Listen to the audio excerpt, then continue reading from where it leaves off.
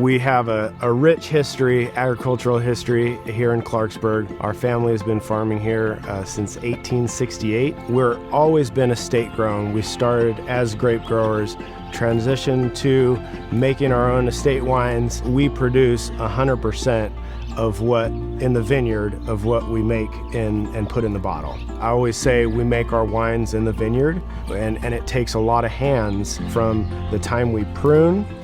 We're shoot thinning, we're leaf pulling, we're fruit thinning multiple times, and then that culminates in the harvest. And we're blessed to have great folks that help us achieve all those goals to help produce our estate-grown wines.